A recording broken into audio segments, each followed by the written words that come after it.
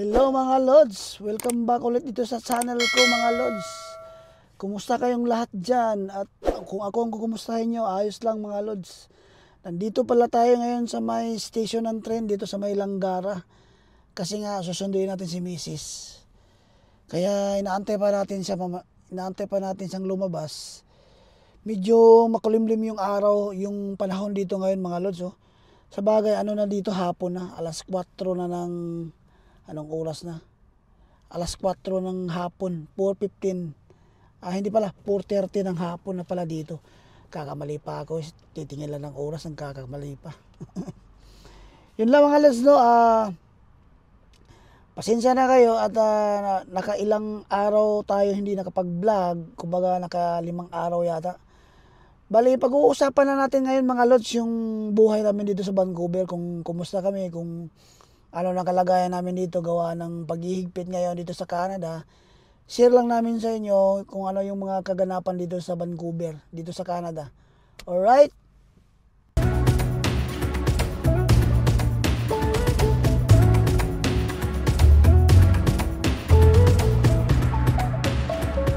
Ito yata si Mrs. mga Lods, pakita ko lang sa inyo. Ayan o, naglalakad. Makikita ba dyan? Ayan. Ayan mga Lods si Mrs. Dumating na sa wakas. Hello, buti naman dumating ka na. Bumili ka pala ng kuhan. Okay, medyo pag lahat, wag lang yung tissue. Tissue lang binili mo? Ha? Yeah. Okay. Uwi na kami guys. At nandito na si Mrs. Ano din ako nag-aantay doon, 20 minutes. Ay, ganun ba? Alam mo ba, punta ako ng Teams talaga. Gusto kong puntahan si Thea. Yun lang, na ko, 5 PM pala yung pasok niya. Kaya nga. Kaya yun, pumunta na lang ako Natid ko nga sa dito kanina eh. Pumunta na lang ako ng Shoppers. Kaya pala ang tagal mo. Sabi ko, ba't ang tagal? Pumunta ako ng Shoppers, bumili ako ng tissue. Tapos nagtingin-tingin ako na yung mga sale. Medyo makulimlim ngayon guys. Parang umaambon na yata eh. Umaambon na oh. Ayan nga. Ayan. Ano ito lang. Pag morning talaga, maulan pag morning.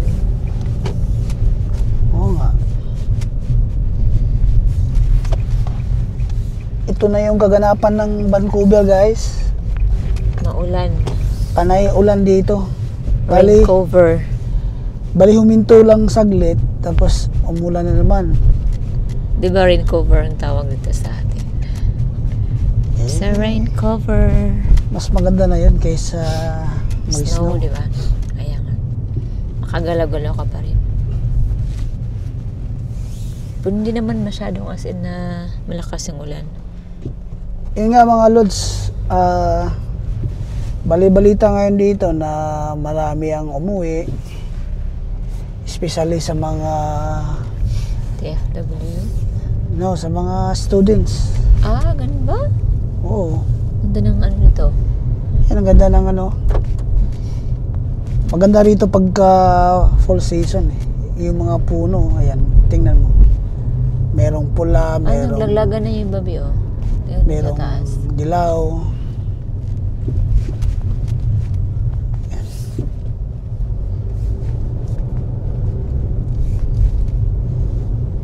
Bakit walang ganyan sa Pilipinas? Dito lang talaga. Kasi nga sa weather.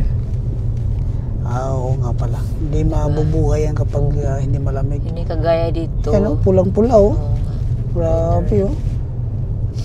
Nagsilaglagan na. Dito kasi every 3 months pa nag-change. Yan pala yung Langgara, di ba? Langgara University. Yan, pauwi na kami ng bahay guys, no? Mamaya share namin sa inyo kung kumusta na kami dito sa Vancouver. Kumusta ang buhay-buhay namin dito. Ito naman yung mga yellow. Puro dilaw naman dito, kaso parang talagang Wala nang dahon yung iba. May street talaga na ano, maganda yung na maraming mga puno. Anong ulam natin ngayon, be? Nagluto daw si Tia, sabi niya. Ano, Nagluto ba siya? Sabi niya kanina may ulam daw doon. Ano ba? Hindi ko pa nakita eh. Ewan ko. Baka yung steak niluto niya. Baka nagluto siya. Medyo traffic dito sa may 49th Avenue. Oh, sa nga pala mamaya 9 o'clock siya, di ba? Susunduin natin siya mamaya. Traffic naman. Traffic masyado, guys. Ano kasi to dito, papuntang Langgara, ginagawa yung daan. Kaya medyo traffic. Maraming daan na Ayan, close. hindi ka pwedeng Maraming daan na close. maambon pa naman. Bukas off niya ata, bukas. Hindi ko lang alam din. Nagsabi siya sa'yo? Oo, off na. Off niya. Baka Parang kaya 3 araw yung off niya sa isang week. Sana all. sahod niya bukas eh. Same kayo. Bali yung anak namin, guys, may trabaho na. Isa lang kasi anak namin. Tapos ngayon may trabaho na siya. Parang hindi namin akalain na kagaya na namin na may trabaho na. Kanya-kanya na. Yan, ang ganda ng mga dilaw na kon. Buti nagluto siya. Very good. Hindi ko nga masyadong narinig yung sinabi niya kanina, nagluto ba siya? Sabi niya, may ulam dyan. Hindi ko alam Baka kung- nga nagluto na yun. Kasi pagdating ko, ang kinain ko, tinapay. Saan ka naasan kanina? Dito, Ay, hindi mo naman nakain yung baon hindi mo. na naman. Ay, ganun ba? Hanggang bukas, dito ba yan? For sure. Kasi wala si ano bukas. Yung kasama ko. So hindi ka na magbaon. Yan, Oh. malapit. Malapit na tayo sa bahay. Napakadilaw dito banda sa atin ah. Ilong yun. Dilaw na dilaw yung mga puno ah. Nag-iisa Nag-iisang- lang yung red. Ayan oh. Ibig sabihin yan, guys, lahat ng dahon na yan, talagang malalaglag lahat yan. Ayan, yung iba nga Nasa sasakyan. yung iba nga nasa ano na eh. Naunahan pa tayo dun ah. Sa atin, wala nang mga dahon. Naunahan pa tayo dun ah. Diyan pala, be. Dito tayo. Kunti na yung dahon dyan, okay na yan. Dito na pala kami, guys, sa bahay. Bali, dito lang kami nakapark sa kalye. Street parking. Parking lang tayo. Op. Op, op, op, op, op, op, op, op.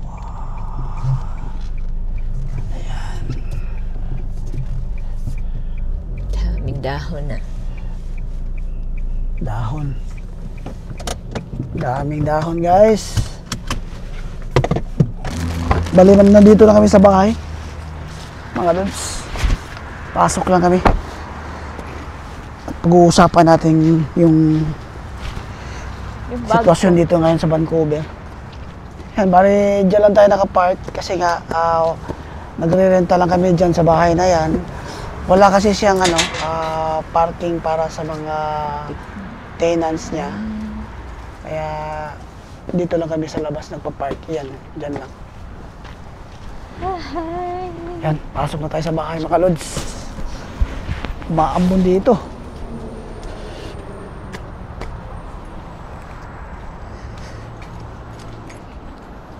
Ito na kami sa loob ng bahay, guys. Flex ko lang tong libreng Christmas tree na inano namin. Binigay sa amin. Naano lang namin yan sa marketplace dito sa Vancouver. Tapos nilagyan ng anak ko ng mga palamuti. Hindi pa siya tapos dyan. Kumbaga bibilhan pa niya ng mga palamuti yan. Kulang pa kasi. Buksan natin, guys. Ayan. Paano ba buksan yung iba? Ayan. Saglit, buksan natin. Ayun. Medyo nagkakulay na, guys, yung Christmas tree na libre lang. Nakuha lang namin yan dun sa may North Vancouver. Kaya Kulang pa ng ilaw yan. pinaganda lang namin para maganda tingnan, di ba? Kahit pa paano, maliit yung bahay namin, at least may Christmas tree, pwede na para sa Pasko. Yung nga mga lods, no, ang kaganapan dito ngayon sa Vancouver, maraming bali-balita kasi nga, nagsilabasan. Sunod-sunod mga lods, ang balita. Yung pinakalitis na balita naman, yung sabi ni Mark Carney na yun nga, babawasan yung mga TFW dito sa Canada, yung mga mag-a-apply pa lang ng work dito sa Canada, babawasan nila, kumbaga lilimitahan. Tapos kami, na kasi kami dito, permanent residents na kami, medyo masaya kami kasi nga hindi kami naisama sa ganung Siyempre, naano din ako, kumbaga, kasi galing din ako ng temporary foreign worker. Yung unang pasok ko dito sa Canada, temporary foreign worker din, kaya medyo nasaktan din kami, nalungkot din kami na ganun ang balita. Sana nga sa sunod na taon, magbago na sana yung rules dito sa Canada. Para siyempre, kahit yung mga nandito sa Canada, sana bibigyan nila ng status, kumbaga sana darating ang panahon na luluwag din sila. Napakalungkot mga lods, pero wala tayong magagawa kasi government. Yung buhay namin dito sa Vancouver mga lods, sa awa ng Diyos, okay naman. Kasi nga, dalawa kami nagtatrabaho ni Mrs. Tsaka yung anak namin ngayon may trabaho na for the meantime kasi nga yung pasok niya sa school next year pa during sa spring, kaya naisipan niyang magtrabaho muna bago mag-aral kasi nga sayang din yung panahon, wala siyang gagawin dito sa bahay, kaya nagtatrabaho muna sa ngayon. First time niyang mag-apply at sa awa ng Panginoon natanggap siya bilang crew sa isang Tim Hortons dito sa downtown. Kaya, yun nga mga lods, sa awa ng Panginoon, okay naman yung kalagayan namin dito, kahit na naghihigpit yung Canada. Bali, hindi naman kami na apektuhan kasi nga permanent residents na kami. Siyempre, sa mga kababayan natin na temporary foreign worker pa lang dito sa Canada, wag lang kayong mawala ng pag-asa. Baka pagdating ng pagbago ulit yung rules, kaya antay-antay lang. Antay-antay lang kayo mga lods. Medyo, yun nga, hindi ko alam ang sasabihin ko kasi nga, iniisip ko yung kasi nga yung sitwasyon ko dati rin dito sa Canada, parang ganun din, TFW. Apply dito, naghahanap ng LMIA doon, naghahanap dito, ganyan. Parang Pero at least ngayon, naging PR na kami. Bali kami dito mga lods, tag-iisa lang kami ng full-time job dito sa Vancouver. Yung renta ng bahay namin, 1,800, kaya ayos lang mga lods, medyo kaya pa naman namin dalawa. Dalawa kasi kami nagtatrabaho, kaya ayos lang kami dito. Yun lang mga lods, no? Share ko lang kung ano yung sitwasyon namin dito ngayon sa Vancouver, kung okay pa kaya, kung kaya pa ba yung mga nagsitaasan na presyo ng bilihin. Okay pa naman mga lods, ang importante lang talaga na may trabaho. Yun lang talaga yung pinaka-importante. Dapat may trabaho lang, kayong dalawa, para tulungan, di ba? Hanggang dito na lang mga lods, no? Hanggang sa muli. Maraming salamat sa palaging panonood sa mga video namin dito sa Vancouver. At saka pakiusap din na paki-like, share, and subscribe dito sa channel ko para updated kayo sa mga video na i-upload namin dito sa Vancouver. Hanggang sa muli mga lods. God first. God bless everyone. Bye for now. Yan si Mrs. Bye! Ayun. Bye for now.